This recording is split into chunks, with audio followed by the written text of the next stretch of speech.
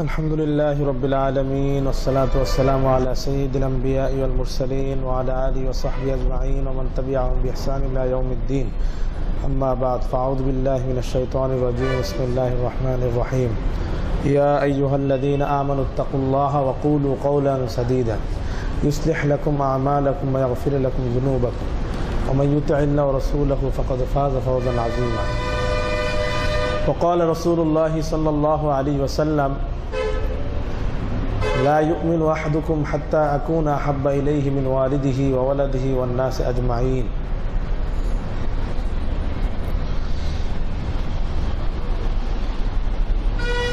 আল্লাহ শুকর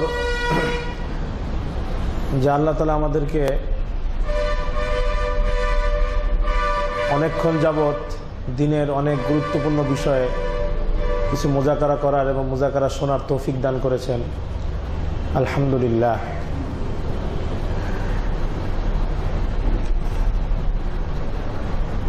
এখন যে বিষয়টার উপরে আমরা আলোচনা করব সেই বিষয়টা এতদিন এইসব ব্যাপারে আলোচনা করার কোনো প্রয়োজন ছিল না, কিন্তু দুঃখের বিষয় যে আমাদের কিছু ভাই তারা সমাজের মধ্যে না জেনে না বুঝে একদম পড়াশোনা না করে আন্দাজে কথা বলতে থাকে, অনেক আন্দাজে কথা বলতে থাকে। অথচ তারা যদি একটু ব্যাপক অধ্যয়ন করত, একটু পড়াশোনা করত, তাহলে অনেক আন্দাজি কথা তারা এরকম বলতো না। তা আমি তাদেরকে অনুরোধ করব যে আপনারা ভালো করে পড়াশোনা করেন, যদি আপনাদের প্রশ্ন থাকে আমাদের কাছে এসে জিজ্ঞাসা করেন, তারপরে আপনার যদি সংশয় থাকে তারপরে না হয় আপনি মানুষকে বলেন। অনেক ধরনের আজগুবি কথা, যেমন যে বিষয়টা আজকে দেওয়া হয়েছে, এখন বলা হবে যে হাদিস শাস্ত্রে ইমাম আবু হানিফার মাকাম। হাদিস শাস্ত্রের উপর ইমাম আবু হানিফার দৃষ্টি কেমন ছিল, জ্ঞান কেমন ছিল, এই ব্যাপারে আমরা খুব অবাক হয়েছি যে কিছু কিছু ভাই তারা প্রশ্ন তুলে যে ইমাম আবু হানিফা রহমতুল্লাহ আলাইহির সময় তো ওনার জন্ম হলো 80 হিজরিতে আর মৃত্যু হলো 150 হিজরিতে, আর হাদিসের যে বড় বড় কিতাব বুখারী, মুসলিম, তিরমিজি, আবু দাউদ, নাসাই, ইবনে মাজাহ, এগুলো তো সব 200 হিজরির পরে লেখা হয়েছে, 200 হিজরির পরে লেখা হয়েছে।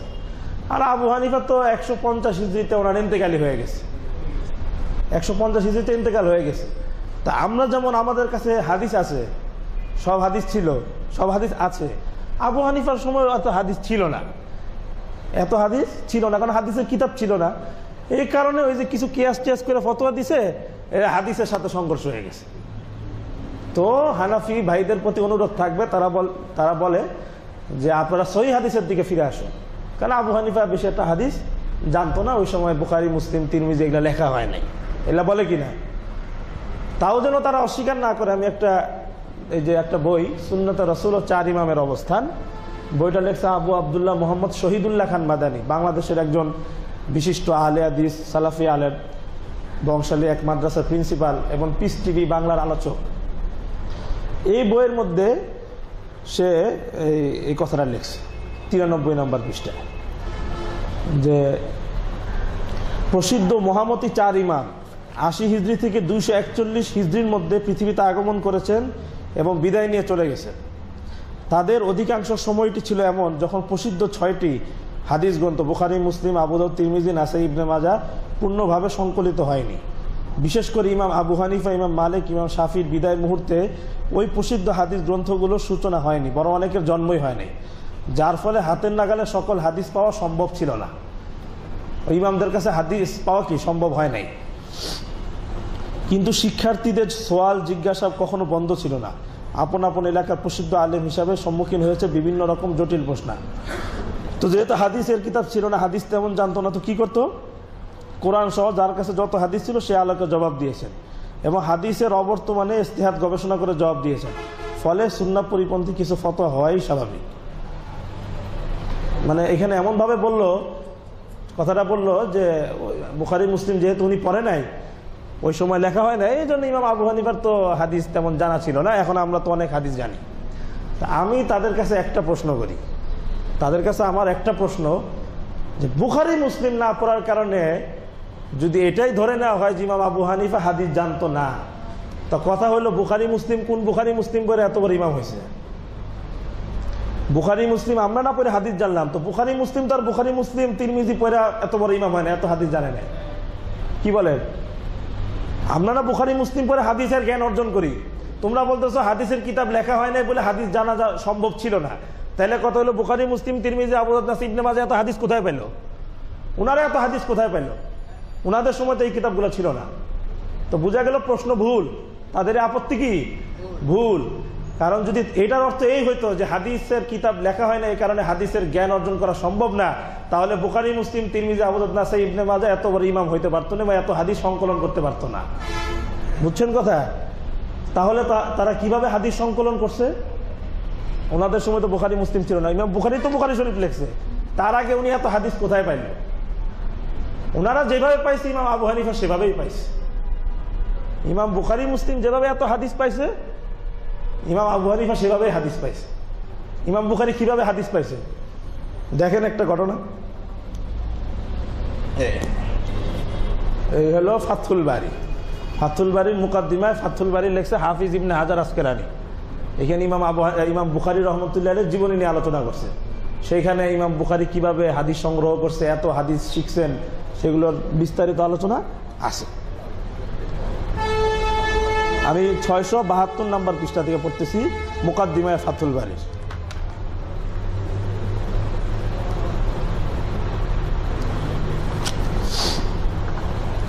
এখানে আছে 672 নম্বর পৃষ্ঠায় ইমাম বুখারী নিজেই বর্ণনা করতেছেন উনি কিভাবে এত হাদিস সংগ্রহ করলেন, এত হাদিস কোথায় পেলেন। ক্বালাল বুখারী দাখালতু ইলা শাম ওয়া মিসর ওয়াল জাজিরা মাররাতাইন। আমি হাদিস সংগ্রহের জন্য শামে গিয়েছি, মিশরে গিয়েছি, জাজিরায় গিয়েছি, মাররাতাইন দুইবার গিয়েছি। ওয়াইলাল বাসরা আরবা মাররাত, বসরা ইরাকের একটা শহর, সেখানে আমি 4 বার গিয়েছি। ওয়া আকামতু বিল হিজাজ সিত্তাতা আওয়াম, এবং হেজাজে মানে মক্কা মদিনায় 6 বছরের মতো অবস্থান করেছি। এভাবে আমি ঘুরে ঘুরে হাদিস সংগ্রহ করছি, কারণ বুখারায় ছিলেন উনি, ওইখান থেকে উনি হাদিস সংগ্রহের জন্য বিভিন্ন জায়গায় সফর করছেন। তো উনি কি বললেন, অমুক জায়গায় 2 বার গেছি, অমুক জায়গায় 4 বার গেছি। তারপর উনি কি বলতেছেন, ওয়ালা উহসি কাম দাখালতু ইলাল কুফা ওয়া বাগদাদ মাআল মুহাদ্দিসিন।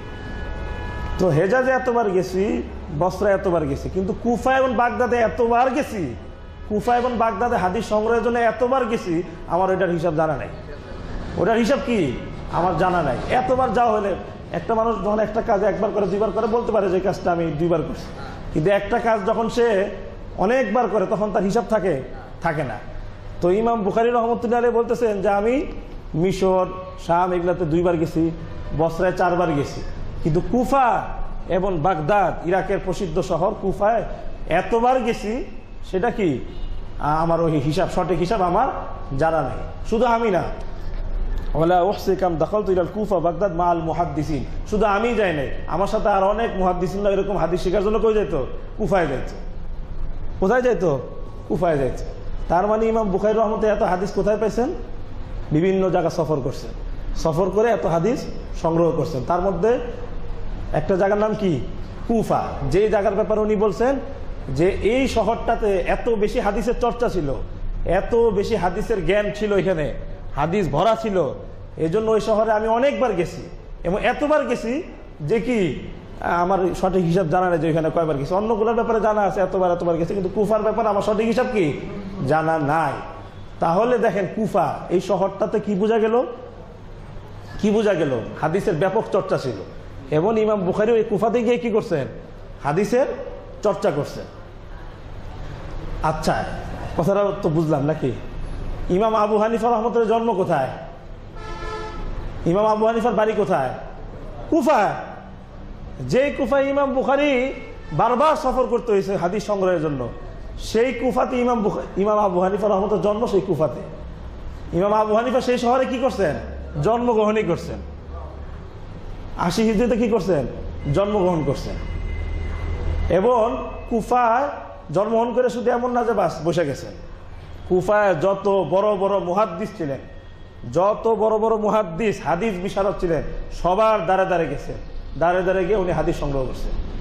বিশ্বাস হয়? দেখেন ইমাম আবু হানিফা রহমতুল্লাহ আলাইহির জীবনী লিখছেন হাফেজ জাহাবি রহমতুল্লাহ আলাইহি, শামসুদ্দিন জাহাবি, 748 হিজরিতে ওনার ইন্তেকাল।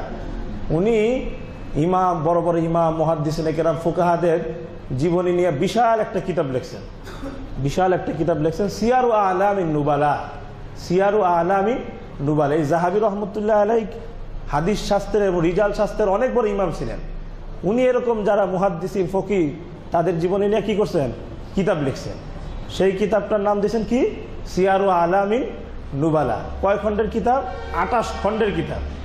28 খণ্ডের কিতাব বৈরুতের মুআসসাসাতুর রিসালা থেকে শাইখ শুআয়ব আন-নাওয়াতে তাহকিকে ছাপছে। সেই সিয়ারু আলামিন নুবালার 6 নম্বর খণ্ডের 390 নম্বর পৃষ্ঠায় উনি ইমাম আবু হানিফার জীবনী নিয়ে বিশাল আলোচনা করছেন।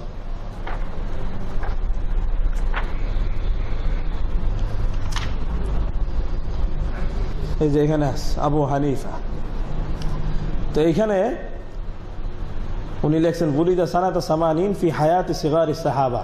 যখন সাহাবিরা ছোট ছোট মানে যারা দীর্ঘ হায়াত পেয়েছিলেন এরকম সিগারে সাহাবিদের সময় ইমাম আবু হানিফা রহমতুল্লাহ 80 হিজরিতে জন্মগ্রহণ করছেন। মানে আবু হানিফা যখন পৃথিবীতে আসছেন তখন অনেক সাহাবি তখনও বাহায়াত ছিলেন।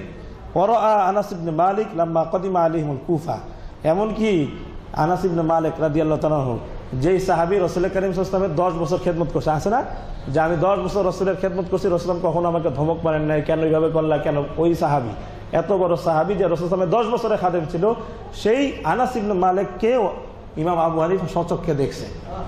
সেই আনাস ইবনে মালিককে কি ইমাম আবু হানিফা স্বচক্ষে দেখছেন। ওয়ারাআ আনাস ইবনে মালিক, আরো অনেক সাহাবীকে দেখছেন, ওগুলার বিষয়ে এখন যাচ্ছি না। আমি যেটা দেখাতে চাচ্ছি যে উনি কত মুহাদ্দিসিনে কেরাম থেকে হাদিস শিখছেন। এবার উনি তালিকা দেওয়া শুরু করছেন। ওরাওয়া আতা ইবনে আবি রবাহ, আতা ইবনে আবি রবাহ থেকে হাদিস শিখছেন। বাড়ি কোথায়? এর বাড়ি কুফায় না, এর বাড়ি মক্কায়। তার মানে কি গেল, ইমাম আবু হানিফা হাদিস সংগ্রহের জন্য শুধু কুফাতে অবস্থান করে নাই, মক্কাতে উনি সফর করছেন। মক্কার ইমাম মুহাদ্দিস ছিলেন আতা ইবনে আবি রবাহ, আতা ইবনে আবি রবাহ। এই আতা ইবনে আবি রবাহকে চিনেন? এই আতা ইবনে আবি রবাহ হলো আব্দুল্লাহ ইবনে আব্বাস রাদিয়াল্লাহু তাআলা আনহুর শাগরিদ ছিল। আব্দুল্লাহ ইবনে আব্বাস রাদিয়াল্লাহু তাআলা কি শাগরিদ, তার শাগরিদ হলো ইমাম আবু হানিফা। তার শাগরিদ কে? ইমাম আবু হানিফা। ওয়ানিস শাআবি, শাআবির থেকে উনি হাদিস শিখছেন। শাআবি কে? শাআবি হলো আরেকজন বড় মুহাদ্দিস, ইনার বাড়ি ছিল কুফায়। ইনার বাড়ি কোথায়? কুফায়। এই শাআবি কে চিনেন আপনারা? আমির ইবনে শারাহিল আশ-শাআবি। ইনি একজন বিখ্যাত তাবী ছিলেন, ইমাম আবু হানিফার ওস্তাদ। কত বড় ওস্তাদ ছিলেন এবং কি পরিমাণ হাদিস জানা ছিল। একটা ঘটনা শোনাই, এই শাআবির ঘটনা। একবার এই আমির ইবনে শারাহিল আশ-শাআবি রাদিয়াল্লাহু তাআলা আনহু লোকদেরকে হাদিস বর্ণনা করতেছেন, হাদিস শোনাইতেছেন। তো সাহাবী হযরত আব্দুল্লাহ ইবনে ওমর রাদিয়াল্লাহু তাআলা আনহু, সাহাবী হযরত আব্দুল্লাহ ইবনে ওমর রাদিয়াল্লাহু তাআলা আনহু ওই মজলিসের পাশ দিয়ে যাচ্ছিলেন, মানে যাচ্ছিলেন। তখন দেখলেন যে এক ছেলে সাহাবী লোকদেরকে কি করতেছে, তার সেই ছেলে সাহাবী হাদিস রিওয়ায়াত করতেছে। তো আব্দুল্লাহ ইবনে ওমর চিন্তা করলেন যে লোকটা কি হাদিস রিওয়ায়াত করে, একটু শুনি, কি শিখলো আমাদের কাছে, মানুষের কাছে কি না কি বলে, একটু তো শোনা দরকার। তো আব্দুল্লাহ ইবনে ওমর এক পাশে একটু দাঁড়ায় শুনতেছে কি বলে। আর আমির ইবনে শারাহিল আশ-শাআবি তো বিশাল বড় মুহাদ্দিস, বিশাল বড় মুহাদ্দিস। উনি বা জিহাদের, রাসূলুল্লাহ সাল্লাল্লাহু আলাইহি ওয়াসাল্লাম যে বিভিন্ন জিহাদে গেছেন না, সেই জিহাদের ঘটনাগুলা যে বদর উহুদের একেবারে ঘটনা বর্ণনা করে শোনাইতেছেন, আর হাজার হাজার ছাত্র। আর আব্দুল্লাহ ইবনে ওমর রাদিয়াল্লাহু তাআলা আনহু উনি সাহাবী, আর সাহাবী হলো তাবী। উনি শুনতেছে, দেখি তাবী কি হাদিস রিওয়ায়াত করে, শুনি ঠিক মতো বলে নাকি বলেন। অনেকক্ষণ হাদিস রিওয়ায়াত করার পরে আব্দুল্লাহ ইবনে ওমর দাঁড়ায় শুনলেন। শোনার পরে আব্দুল্লাহ ইবনে ওমর বলতেছেন, এই লোকটাকে আল্লাহ তাআলা তো অনেক ইলম দান করছে, সে এমন ভাবে হাদিস রিওয়ায়াত করতেছে, আমার তো মনে হচ্ছে এই লোকটা আমাদের সাথেও জিহাদের সফরে ছিল। এই লোকটা কি এমন ভাবে রিওয়ায়াত করতেছে, তার পুরা এত মানে নিখুঁত ভাবে সে রাসূল করিম সাল্লাল্লাহু আলাইহি ওয়াসাল্লামের গজওয়ার ঘটনাগুলোকে বর্ণনা করতেছে, মনে হচ্ছে তার বর্ণনা দেখে যে এই লোকটা তো আমাদের সাথে জিহাদের সফরগুলোতে রাসূলের সাথে ছিল। কত বড় তাবী ছিল সেই বিখ্যাত তাবী আমির ইবনে শারাহিল আশ-শাআবি, বিখ্যাত মুহাদ্দিস, কুফার বড় মুহাদ্দিস।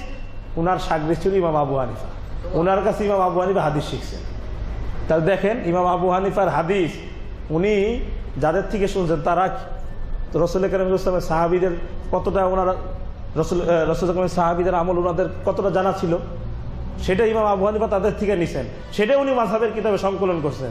তা আপনি আপনার মাযহাবের ব্যাপারে কেন আস্থাশীল হন না? একজন বললো যে হানাফি মাযহাব এটা হাদিসে নাই, এটা এটা ইমাম আবু হানিফার মন করা মতামত, ভয় পাবেন না। বলবে তুমি আবু হানিফার জীবনী পড়ো, আবু হানিফার যে দলিল যে মাযহাবগুলো উনি সংকলন করছেন, যে মাসাইলগুলো সংকলন করছেন সেগুলো হাদিসে পাওয়া যায়, তুমি জানো না, তুমি ঠিক মতো পড়ো নাই। কেন ভয় পাই আমরা? একজন বললে একটা কথা, ভয় পেয়ে গেলাম। অথচ ইমাম আবু হানিফার হাদিসের উপর ওনার জ্ঞান মজবুত ছিল, বুনিয়াদ মজবুত ছিল। শুধু সাহাবী না, বিশাল ওস্তাদের তালিকা দিছে, ওয়ান তাউস, ওয়ান জাবালাত ইবনে সুহাইব, ওয়াদ ইবনে সাবিত, আব্দুর রহমান ইবনে হুরমুজ, আমর ইবনে দিনার। আমর ইবনে দিনার ইনি আরেকজন বিখ্যাত তাহাবী, বাড়ি কোথায়? মক্কায়। আরেকজন ওনাফে মাওলা ইবনে ওমর, ওনার বাড়ি মদিনায়। ওয়াকাতাদা ওয়াকাইস ইবনে মুসলিম, ইনার বাড়িও কুফায়। ওয়াউন ইবনে আব্দুল্লাহ, ইনিও কুফায়। ওয়াল কাসিম ইবনে আব্দুর রহমান, ইনিও কুফায়। ও মুহার ইবনে দিসার, ইনার বাড়িও কুফায়। ওয়াল হাকাম ইবনে উতাইবা, ওনার বাড়িও কুফায়। ও আলকামাত ইবনে মারসাদ, ও আলী ইবনে আকমার, ও আব্দুল্লাহ। বিশাল তালিকা। ইমাম আবু হানিফা কি এদের থেকে হাদিস শিখছেন? তার মধ্যে অনেকের আবার এরকম উস্তাদ আছে যারা মক্কায়, মদিনায়, শাম, হেজাজেও আছেন, তাদের তালিকা এখন বললাম না। কুফার এত বড় বড় মুহাদ্দিস ছিলেন, তাদের কাছ থেকে ইমাম আবু হানিফা কি করছেন? হাদিস শিখছেন, শ্রবণ করছেন। হাদিস শিখছেন, শ্রবণ করছেন। নিজের এলাকার কুফার যত বড় বড় মুহাদ্দিস ছিলেন তাদের সবার কাছ থেকে উনি হাদিস শেখার পরে উনি কোথায় গেছেন? হাফেজ যাহাবী রহমতুল্লাহ বলছেন, ওউনিয়া বিতলাবিল আসার, উনি হাদিস তালাশ করতে করতে ওয়ারতাহালা ফি যালিকা, একেবারে পৃথিবীর আনাচে কানাচে, মক্কা, মদিনা, আরো যেসব জায়গায় হাদিসের জ্ঞান ছিল, শুধু নিজের শহরের উপরে না, ওই সব জায়গায় উনি সফর করছেন।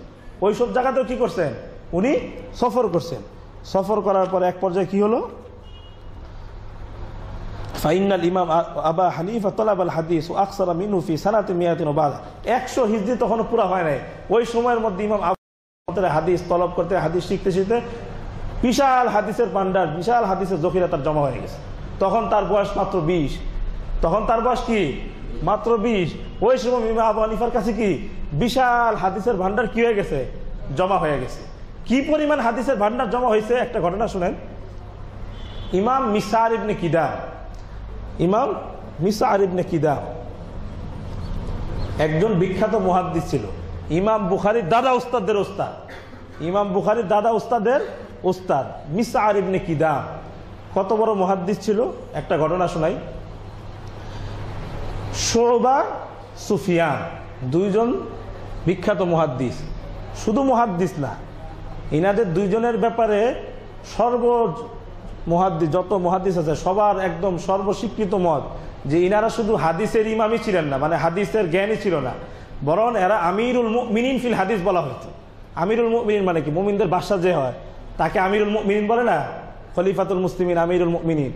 তো এই শুবা এবং সুফিয়ান, শুবা এবং সুফিয়ান সাউরি, এই দুজনের হাদিসের এত এলেম ছিল যে মুহাদ্দিসিনে কেরাম তাদেরকে কি বলতো? আমিরুল মুমিনিন ফিল হাদিস। হাদিস শাস্ত্রের আমিরুল মুমিনিন এরা, হাদিস শাস্ত্রের আমিরুল মুমিনিন, হাদিস শাস্ত্রে মুমিনদের বাদশা। এই শুবা এবং সুফিয়ান এত বড় মুহাদ্দিস ছিল। সমস্ত মুহাদ্দিসিনে কেরাম এই দুইজনকে আমিরুল মুমিনিন ফিল হাদিস বলা হতো। আরো অনেকেও আছে এরকম বড় বড় মুহাদ্দিস যাদেরকে আমিরুল মুমিনিন ফিল হাদিস উপাধিতে আখ্যায়িত করা হয়েছিল। তাদের সম্পর্কে যদি বিস্তারিত জানতে চান, একটা কিতাব যারা ওলামায়ে কেরাম ইচ্ছা করলে পড়তে পারেন, শায়েখ আব্দুল ফাত্তাহ আবু গুদ্দা, শায়েখ আব্দুল ফাত্তাহ আবু গুদ্দা রহমতুল্লাহি আলাইহি, ওনার কিতাব আছে উমারাউল মুমিনিন ফিল হাদিস। উমারাউল মুমিনিন ফিল হাদিস মানে হাদিস শাস্ত্রে যারা আমিরুল মুমিনিন উপাধি পাইছেন তাদের আলোচনা ওইখানে নিয়ে আসছেন, একদম বরাত হাওয়ালা সহ, যাদেরকে মুহাদ্দিসে কেরাম আমিরুল মুমিনিন বলতেন হাদিস শাস্ত্রে। তাদের মধ্যে এই শুবা এবং সুফিয়ানও আছে। শুবা এবং সুফিয়ানও কি আছে? এত বড় এই দুইজন মুহাদ্দিস। তো কখনো কখনো বড় মুহাদ্দিস হলে অনেক সময় তো টক্কর লাগে না?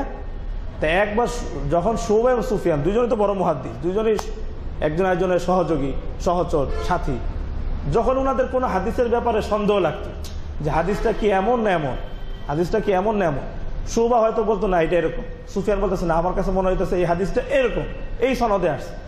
শুবা বলতো না এটা এই সনদে আসছে। কখনো কখনো দুই একটা হাদিসের মধ্যে তাদের কি লাগতো? টক্কর লাগতো, একটু মতভেদ হইতো। তখন ওনারা বলতো যেটা সমাধান কি করা যায়? দুইজনই কাকে বিচারক বানাইতো? মিসআর ইবনে কিদামকে। সেই মিসআর ইবনে কিদামকে ওনারা কি বানাইতো? বিচারক বানাইতো, যে চলো আমরা দুজনে ইখতিলাফ না করে মিসার ইবনে কিদামের কাছে যাই। উনি তো বহুত বড় হাদিসের পণ্ডিত। দুই আমিরুল মুমিনিন কাকে বিচারক বানাইতো? মিসার ইবনে কিদাম রহমতুল্লাহ আলাইহি। তার কাছে যাইতো, উনি বলতেন না তোমারটাই ঠিক আছে, না তোমারটা ঠিক আছে, ঠিক করে দিলেন। এই দুই আমিরুল মুমিনিন ফিল হাদিস, শুআবা ইবনে সুফিয়ান, যাকে হাদিস শাস্ত্রের বিচারক বানাইছেন, তাদের হাদিসের যেখানে মতভেদ হয়েছে, সেই মিসার ইবনে কিদামের তাহলে কত বড় এলেম ছিল, কত এলেম ছিল হাদিসের, কত এলেম ছিল বলেন? যেই আমিরুল মুমিনিন ফিল হাদিস শুআবা ইবনে সুফিয়ান, তাদের মধ্যে কোনো হাদিসের ব্যাপারে, সনদের ব্যাপারে মতভেদ হলো, তারা মিসার ইবনে কিদামকে বিচারক বানাইতেন, হাকাম বানাইতেন। তিনি বলতেন, ফয়সালা দিতেন, তারা সেটাকে গ্রহণ করত। তাহলে আমিরুল মুমিনিন যাদের কাছে সমর্পণ হয়, তিনি হাদিসের কত বড় আমিরুল মুমিনিন, হাদিস শাস্ত্রের কত বড় পণ্ডিত। সেই মিসার ইবনে কিদাম কি বলছে দেখেন আপনারা।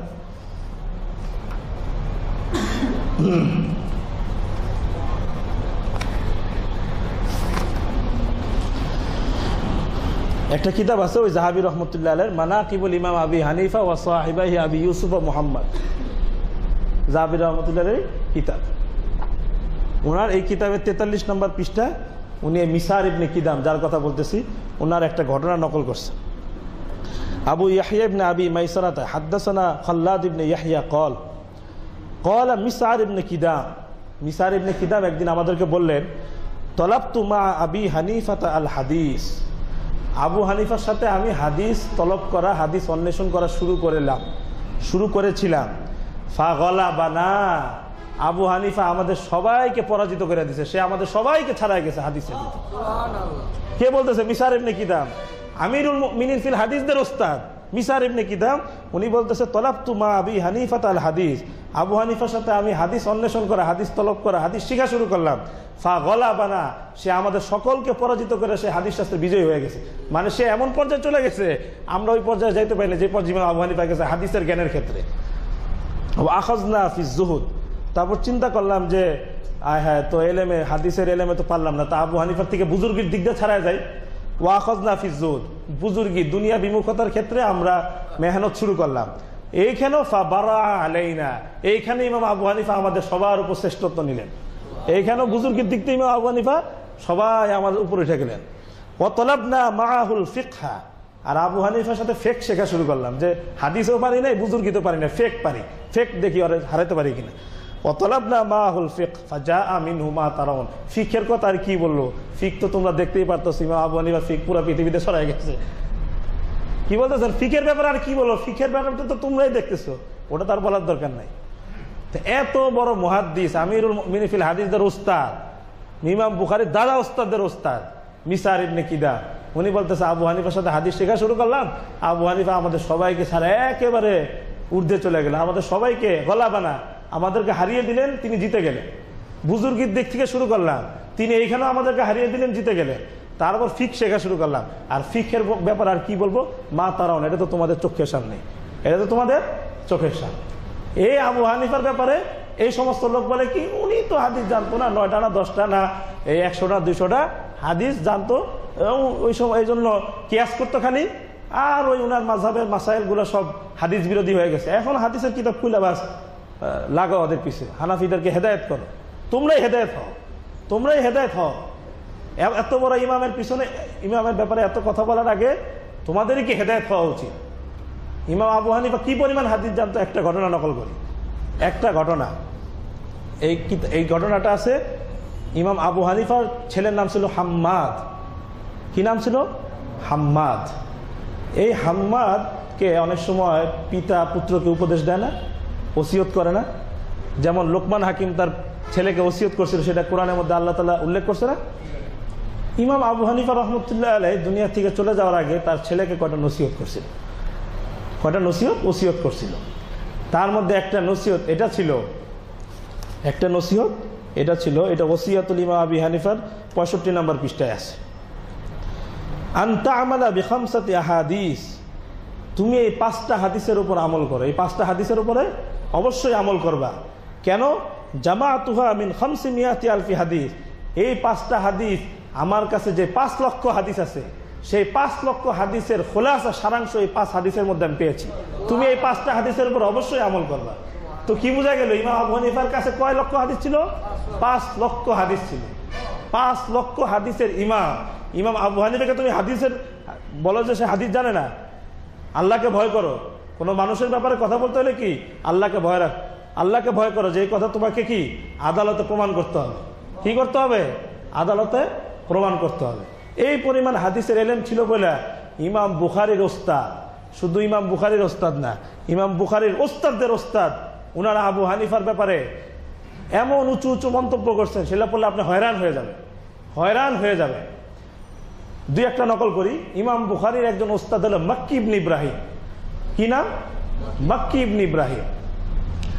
মাক্কি ইবনে ইব্রাহিম হলো ইমাম বুখারীর ওই ওস্তাদ যার থেকে ইমাম বুখারী রহমতুল্লাহ আলাইহির আকসার সুলাসি, অধিকাংশ যে সুলাসি রাওয়ায়াত, সবচেয়ে কম সনদে 3 সনদে ইমাম বুখারী তার কিতাবের মধ্যে কি যে সমস্ত কি হাদিস নিয়ে আসতেন, সবচেয়ে কম সনদে তার বেশিরভাগ সনদের মধ্যে মাক্কি ইবনে ইব্রাহিম থেকে কি করছেন? নিয়ে আসছেন। এত বড় ওস্তাদ ছিলেন কার? ইমাম বুখারীর মাক্কি ইবনে ইব্রাহিম। অনেক হাদিসের কিতাব আপনি পড়েন, বুখারী খুললেই পাবেন হাদ্দাসানা মাক্কি ইবনে ইব্রাহিম, হাদ্দাসানা মাক্কি ইবনে ইব্রাহিম। বুখারী পড়েন, পাবেন ইনশাআল্লাহ। এই মাক্কি ইবনে ইব্রাহিম কে ছিলেন? আবু হানিফার শাগরিদ। আবু হানিফার শাগরিদ। কেমন শাগরিদ? উনি শুধু তো আবু হানিফার শাগরিদ না, আরো তো অনেকের কাছে কি করছেন? উনি হাদিস শিখছেন। কারণ উনি হাদিস রিওয়ায়াত করছেন, সেটার মধ্যে আবু হানিফার নাম আছে যেমন, ঠিক তেমন আরো অনেক মুহাদ্দিসিনে কেরামের নাম আছে। এত মুহাদ্দিসিনে কেরামের কাছে মাক্কি ইবনে ইব্রাহিম কি করছেন? হাদিস শিখছেন। শিখার পরে ওনার মন্তব্য হলো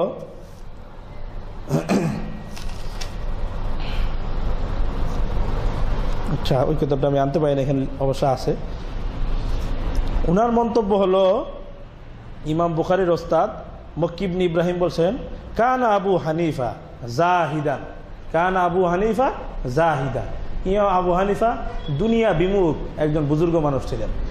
আলিমান, কি ছিলেন? বড় আলেম ছিলেন। রাগিবান ফিল আখিরাহ, এবং আখিরাতের মুখী থাকতেন। আখিরাতমুখী, দুনিয়ামুখী না, আখিরাতমুখী থাকতেন। সাদুকাল লিসান, একজন সত্যবাদী মানুষ ছিলেন। আর কি ছিলেন? আহফাজ আহলি জামানি, তার জামানার যত বড় বড় মুহাদ্দিসিনে কেরামকে আমি দেখছি, যত বড় বড় হাফেজে হাদিসদেরকে দেখছি, তাদের সবচেয়ে বড় হাফেজে হাদিস ছিলেন ইমাম আবু হানিফা। আহফাজ আহলি জামানি, তার জামানার সবচেয়ে বড় হাফেজে হাদিস কে ছিলেন? ইমাম আবু হানিফা রহমতুল্লাহ আলাইহি। কে বলতেছেন? মাক্কি ইবনে ইব্রাহিম, ইমাম বুখারীর ওস্তাদ। ইমাম বুখারীর ওস্তাদ মাক্কি ইবনে ইব্রাহিম বলতেছেন আবু হানিফা তার জামানার সবচেয়ে বড় হাফেজে হাদিস। আরেক জায়গায় উনি বলছেন, মা রাআইতু আ'লামা মিন আবি হানিফা, মা রাআইতু আহফাযা মিন আবি হানিফা। আমি আবু হানিফার থেকে বড় কোনো মুহাদ্দিস কি দেখি নাই, বড় কোনো হাফেজে হাদিস দেখি নাই। মানাকিবুল ইমাম আযম সদরুল ইমাম মাক্কির 1 নম্বর খণ্ডে 213 নম্বর পৃষ্ঠায় আছে। এই মাক্কি ইবনে ইব্রাহিমের একটা ঘটনা আছে। একবার উনি ওনার শাগরিদদেরকে হাদিস শুনাইতেছেন। কি শুনাইতেছেন? হাদিস শুনাইতেছেন। হাদ্দাসানা আবু হানিফা, হাদ্দাসানা আবু হানিফা, এক এক করে গেলে আবু হানিফার হাদিস শুনাইতেছে। বিশাল শাগরিদ। তো তার মধ্যে একটা লোক ছিল এখানে যে ইমাম আবু হানিফাকে তেমন একটা পছন্দ করতো না। তো তার তো ভালো লাগতেছে না, কিরে খালি আবু হানিফার হাদিস শুনাইতেছে। তো দাঁড়াইছে, দাঁড়ায় বলছে, হাদ্দিসনা আন ইবনে জুরাইজ ওয়ালা তুহাদ্দিসনা আন আবি হানিফা, আমাদেরকে মুহাদ্দিস ইবনে জুরাইজের হাদিস বর্ণনা করে শোনান, আবু হানিফার হাদিস আর শুনতে চাই না। আবু হানিফার থেকে হাদিস রিওয়ায়াত করেন, আমাদেরকে ইবনে জুরাইজের হাদিস শোনান। এই কথা বলছে আর গেছে গরম হয়ে মাক্কি ইবনে ইব্রাহিম। বলছে, কমবক কুম মিন মাজলিসি, কুম মিন মাজলিসি, আমার মজলিস থেকে বের হয়ে যা, উঠো। আনা লা উহাদ্দিসু হাত্তা তাখরুজ, আল্লাহর কসম তুমি যতক্ষণ বের না হবে আমি আরেকটা হাদিস রিওয়ায়াত করব না, এরকম কমবককে আমি হাদিস শোনাবো না। পর ওই লোককে মজলিস থেকে উঠায় দিছে। ফের আবার হাদ্দাসানা আবু হানিফার সিলসিলা শুরু হয়ে গেছে। আবার হাদ্দাসানা আবু হানিফার কি সিলসিলা শুরু হয়ে গেছে। কত বড় মুহাদ্দিস ছিলেন এই মাক্কি ইবনে ইব্রাহিম। উনি আবু হানিফার ব্যাপারে আবু হানিফা থেকে হাদিস শুনাইতেছেন। এক লোক ইশকাল করছে, মজলিস থেকে বের করে দিয়েছেন। যে লোকগুলো মজলিস থেকে বের হওয়ার উপযুক্ত, এটা হাদিস শোনারই উপযুক্ত না, যারা ইমাম আবু হানিফার ব্যাপারে এরকম বদগুমানি করে। ইমাম বুখারীর ওস্তাদ মাক্কি ইবনে ইব্রাহিম। আরেকজন ইমাম বুখারীর ওস্তাদ, একজন গেল মাক্কি ইবনে ইব্রাহিম। আরেকজন ইমাম বুখারীর ওস্তাদ, নাম হলো আব্দুল্লাহ ইবনে ইয়াজিদ আল মুকরি। ওনারও অনেক হাদিস আছে বুখারী শরীফে। ইনি ইমাম বুখারীর ওস্তাদ। কার ওস্তাদ? ইমাম বুখারীর ওস্তাদ, আবু হানিফার শাগরিদ।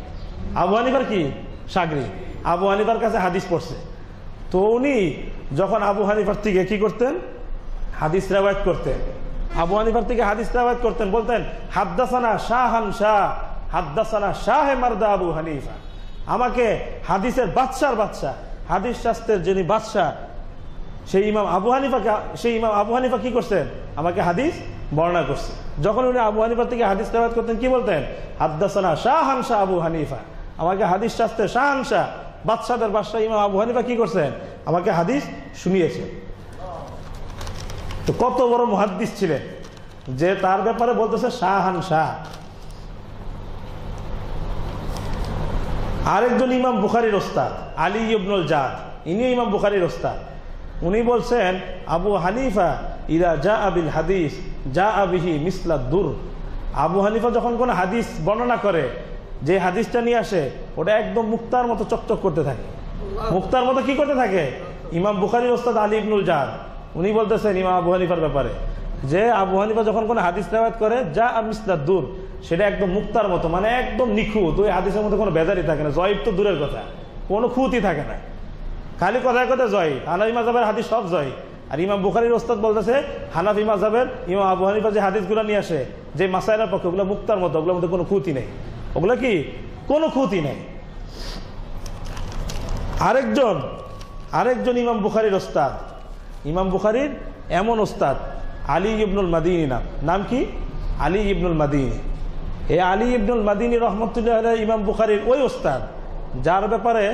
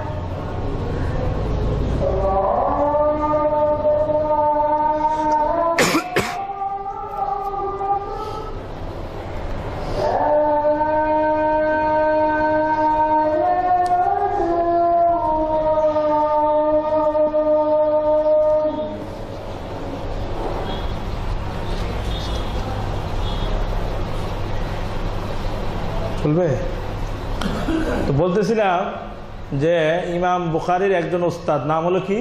আলী ইবনুল মাদিনী। কেমন ওস্তাদ? ইমাম বুখারী রহমতুল্লাহ আলাইহি বলছেন মাস্তাসগরতু নাফসি ইনদা আহাদিন, মাস্তাসগরতু নাফসি ইনদা আহাদিন। আমি তো অনেক বড় বড় মুহাদ্দিসদের সাথে উঠা বসা করছি, তাদের কাছ থেকে হাদিস শুনছি, কিন্তু এত হাদিসের ইলম আমাকে আল্লাহ তাআলা শেষ পর্যন্ত দিছিলেন। মাস্তাসগরতু নাফসি ইনদা আহাদিন, কারো কাছে গিয়ে আমার নিজেকে ছোট মনে হতো না। কে বলতেছেন? ইমাম বুখারী। কারো কাছে গিয়ে আমার নিজেকে কি মনে হতো না? ছোট মনে হতো না। ইল্লা ইনদা আলী ইবনুল মাদিনী, কিন্তু আলী ইবনুল মাদিনী আমার এই ওস্তাদের কাছে যখন আমি বসতাম তখন নিজেকে একদম ছোট মনে হইতো। আরে আমি তো কিচ্ছু জানি না, উনি এত হাদিস জানে। আলী ইবনুল মাদিনী, এই আলী ইবনুল মাদিনী ইমাম আবু হানিফা রহমতুল্লাহ আলাইহির ব্যাপারে বলছেন আবু হানিফা সিকা, আবু হানিফা সিকা লা বা'সা বিহি। আবু হানিফা হাদিস শাস্ত্রের একজন নির্ভরযোগ্য ব্যক্তি, হাদিস শাস্ত্রের একজন নির্ভরযোগ্য ব্যক্তি। তোমরা কি আপত্তি করো? লা বা'সা বিহি, তার হাদিস শাস্ত্রে তার কোনো দুর্বলতা নাই, তার কোনো সমস্যা নাই। সেই ইমাম বুখারীর ওস্তাদ আলী ইবনুল মাদিনী বলতেছেন ইমাম আবু হানিফার ব্যাপারে এই কথা বলতেছেন। ইমাম বুখারীর আরেক ওস্তাদ ইমাম বুখারী রহমতুল্লাহ আরেকজন ওস্তাদ ইয়াহইয়া ইবনে মাঈন। ইয়াহইয়া ইবনে মাঈন, এই ইয়াহইয়া ইবনে মাঈন রহমতুল্লাহি আলাইহি উনি ইয়াহইয়া ইবনে মাঈন রহমতুল্লাহি আলাইহি হলো ইমাম বুখারীর ওই ওস্তাদ যার ব্যাপারে ইমাম আহমদ ইবনে হাম্বল রহমতুল্লাহি আলাইহি, নাম শুনছেন না আপনারা? ইমাম আহমদ ইবনে হাম্বলের হাদিসের কিতাব আছে মুসনাদ আহমদ, নাম হলো মুসনাদ আহমদ। কয় খণ্ডের কিতাব? 52 খণ্ডের কিতাব। 52 খণ্ডের হাদিসের কিতাব বৈরুত থেকে মুআসসাসাতুর রিসালা থেকে ছাপছে, 52 খণ্ডের হাদিসের কিতাব। সেই ইমাম আহমদ ইবনে হাম্বল এই ইয়াহইয়া ইবনে মাঈনের ব্যাপারে বলতেছেন একদিন, কুল্লু হাদিসিন লা ইয়ারিফুহু ইবনু মাঈন ফালাইসা বিহাদিস। কুল্লু হাদিসিন লা ইয়ারিফুহু ইবনু মাঈন ফালাইসা বিহাদিস। যে হাদিস শুনে ইয়াহইয়া ইবনে মাঈন বলবে, আরে এই হাদিস তো আমি কখনো শুনি না, এই হাদিস তো জানি না, তাহলে বুঝতে হবে ফালাইসা বিহাদিস, সেটা আসলে হাদিস না। যদি ওটা হাদিস হতোই, রাসূলের থেকে ওটা যদি বিশুদ্ধ শুদ্ধ প্রমাণিত হতোই, তাহলে অবশ্যই ইয়াহইয়া ইবনে মাঈন ওই হাদিস জানতেন। এই পরিমাণ কি ওনার হাদিসের ইলম ছিল। ওই আলী ইবনুল মাদিনী উনি বলছেন ইয়াহইয়া ইবনে মাঈনের ব্যাপারে যে ইয়াহইয়া ইবনে মাঈন এই পরিমাণ হাদিস লিপিবদ্ধ করছেন, এই পরিমাণ হাদিস সংগ্রহ করছেন, আজ পর্যন্ত কেউ এই পরিমাণ হাদিস লিপিবদ্ধ করতে পারেন নাই। সেই ইয়াহইয়া ইবনে মাঈন রহমতুল্লাহি আলাইহি আবু হানিফা রহমতুল্লাহর ব্যাপারে বলছেন, আবু হানিফা সিকা, আবু হানিফা সিকা, মা সামিআতু আহাদান দাআফাহু। আবু হানিফা হাদিস শাস্ত্রের একজন নির্ভরযোগ্য ব্যক্তি, সিকা, নির্ভরযোগ্য ব্যক্তি। মা সামিআতু আহাদান দাআফাহু, আমি কাউকে এরকম শুনি নাই, আমি কাউকে এরকম শুনি নাই যারা আবু হানিফাকে হাদিস শাস্ত্রে দুর্বল বলে, আমি এরকম কাউকে বলতে শুনি নাই। হাদিস শাস্ত্রে একজন নির্ভরযোগ্য ব্যক্তি আবু হানিফাকে কমজোর বলতে, হাদিসের ক্ষেত্রে দুর্বল বলতে, এরকম কোন লোককে আমি দেখি নাই, শুনি নাই। ইমাম বুখারীর ওস্তাদ, এবং উনি শুধু ইমাম আবু হানিফার হাদিস শাস্ত্রের স্বীকৃতি দিয়ে ক্ষান্ত হন নাই, উনি এত বড় মুহাদ্দিস হওয়া সত্ত্বেও ইমাম আবু হানিফা রহমতুল্লাহের মুকাল্লিদ ছিলেন। কি ছিলেন? মুকাল্লিদ ছিলেন। বিশ্বাস হয় আপনাদের? মুকাল্লিদ ছিলেন। আপনাদেরকে বলে যে তোমরা মাযহাব মানো কেন? হাদিস মানো। আরে তুমি 3-4টা হাদিস পরে আমাদেরকে বলো মাযহাব ছাড়তে, ইমাম আবু হানিফার মুকাল্লিদ না হইতে। যে হাদিসের অসংখ্য অগণিত হাদিসের ইলম যার ছিল, ইয়াহইয়া ইবনে মাঈন, উনি বলতেন আল কিরাআতু ইনদি কিরাআতু হামজা। আল কিরাআতু ইনদি তারিখে বাগদাদের মধ্যে আছে, আল কিরাআতু ইনদি কিরাআতু হামজা, আমি কোরআনের কেরাতের ক্ষেত্রে হামজার কেরাত অনুসরণ করি। ওয়াল ফিকহু ইনদি ফিকহু আবি হানিফা, আর ফিকহের ক্ষেত্রে আমি আবু হানিফার মাযহাব অনুসরণ করি। ফিকহের ক্ষেত্রে আবু হানিফার মাযহাব অনুসরণ করি। শুধু আমি না, ও আলাইহি আদরাকনান নাস, আমি আবু হানিফার মাযহাবের উপরেই মানুষদেরকে প্রতিষ্ঠিত দেখতে পেয়েছি। আবু হানিফার মাযহাবের উপরে কি মানুষকে প্রতিষ্ঠিত দেখতে পেয়েছি।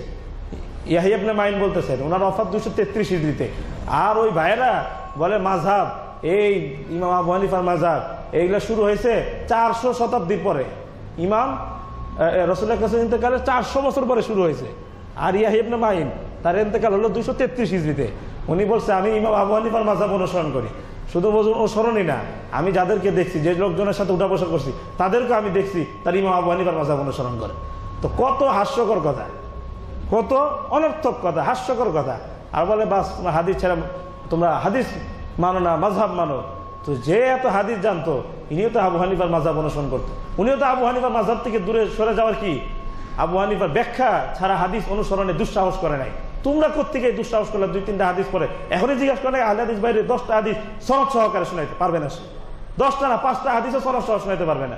যে লোকগুলো এই কথা বলে যে আবু হানিফার মাযহাব মানো কেন, হাদিস মানো, তাদেরকে জিজ্ঞেস করেন যে 5টা হাদিস সনদ সহ শোনা পারবে না, পারবে না। আর যার এরকম লাখ লাখ হাদিস সনদ সহ মুখস্থ, ইয়াহইয়া ইবনে মাঈন, সে বলতেছে আমি আবু হানিফার মাযহাব অনুসরণ করি, আবু হানিফার ব্যাখ্যা অনুসারে আমি হাদিসের উপর আমল করি। আর তুমি আজকে এই নতুন এই বেদাত শুরু করছো, আর তুমি নিজে আমাদেরকে বলো বেদাত, তুমি বলো আমাদেরকে বেদাত, তুমি তো বেদাত, তুমি বেদাতের উপর আসো।